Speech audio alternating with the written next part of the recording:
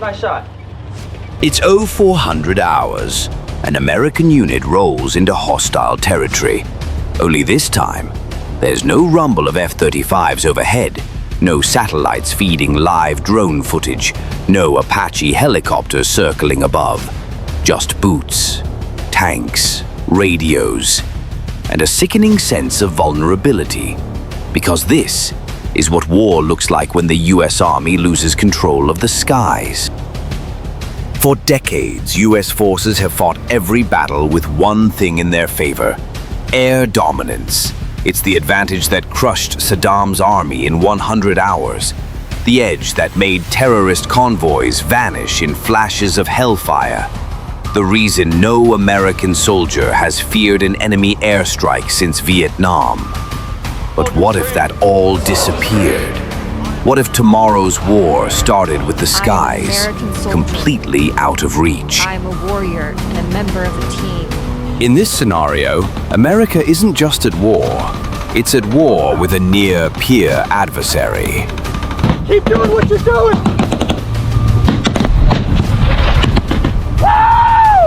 Russia, or worse, China. But something goes wrong. A cyber attack cripples US communications. Advanced anti-air systems swarm contested zones. F-22s can't fly without GPS coordination. Satellites go dark. And just like that, the world's most powerful army becomes blind and grounded. Now, for the first time in generations, the US Army is alone. No airstrikes, no overwatch, no fast medevac. Just men, machines, and chaos. Without air support, urban warfare becomes a nightmare. Normally, a drone would sweep the area, mark enemy strongholds, send precision-guided missiles to clear resistance. Now, it's back to clearing buildings room by room, just like Fallujah, just like Hugh. But this time, with a smarter, better-equipped enemy. The enemy now owns the sky, and US troops, they're being hunted from above. Let's rewind. The last time American soldiers truly feared enemy aircraft, Vietnam.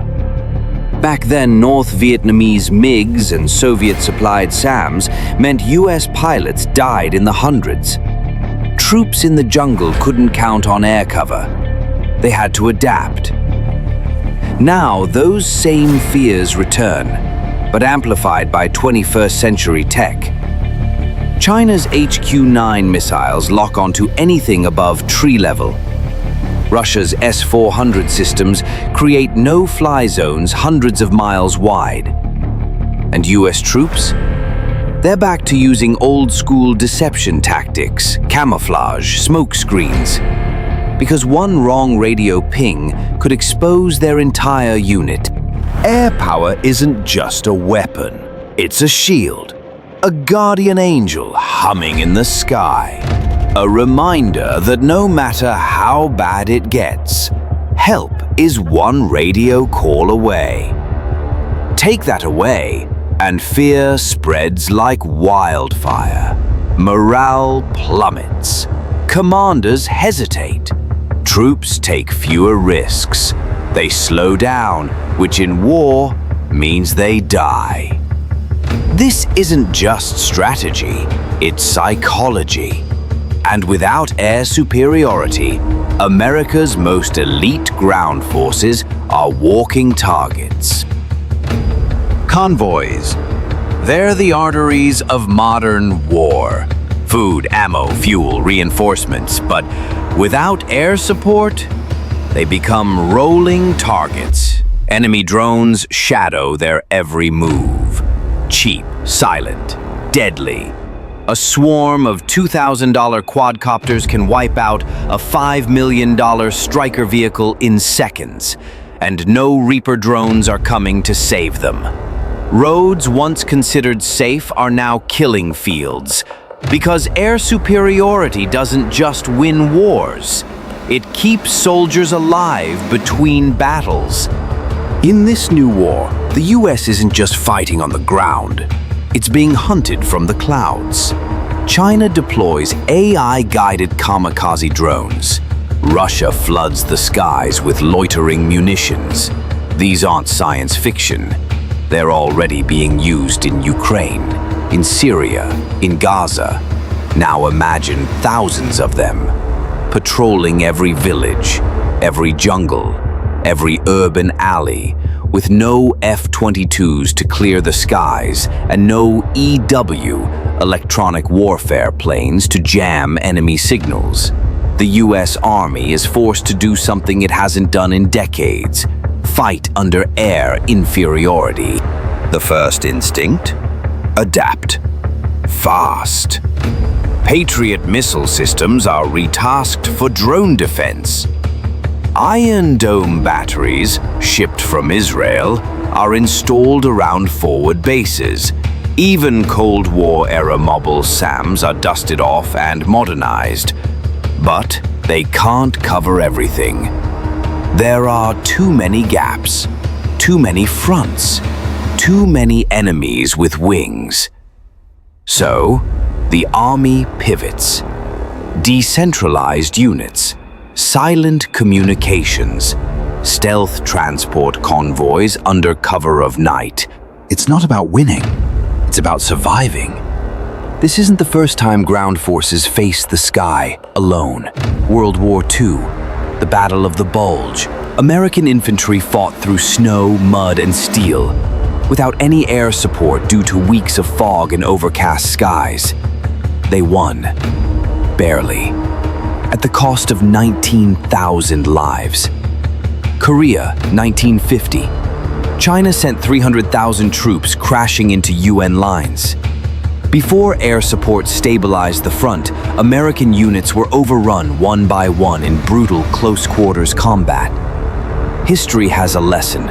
Without air superiority, even the best-trained, best-equipped army in the world can bleed badly. Now let's escalate. Imagine war with China. Within hours, hypersonic missiles take out US air bases in Guam, Okinawa, and maybe even Hawaii. Carrier strike groups are overwhelmed by swarm attacks. Cyber warfare cripples satellite communications. F-35s can't launch. Global Hawks can't scan. AWACS birds are grounded. Now the entire Indo-Pacific theater is without American air cover. The Army must fight blind. Each engagement becomes a gamble. Each maneuver, a guess. This isn't just a worst-case scenario. It's already being war-gamed by the Pentagon. So how would the Army fight back? Number 1. Ground-based air defense. New mobile lasers.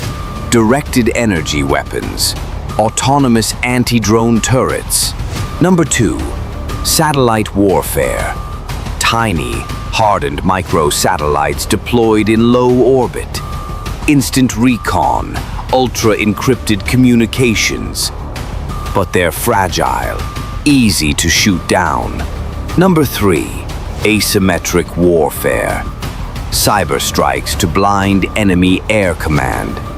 Special ops units deployed deep behind lines to take out airfields manually. Guerrilla-style tactics in enemy-held cities. Number 4. Artificial intelligence. AI-run early warning systems. Predictive targeting. Automated battlefield analysis. It's a race between chaos and adaptation. The US Army of tomorrow looks different. Every soldier becomes a sensor. Every squad has a drone operator. Every truck carries anti-air jamming tech. It's a fusion of high-tech and low-profile. Less shock and awe. More stealth and survive. Because in a world without air support, you fight smart, you fight dirty, and you fight to last longer than the guy with the better toys.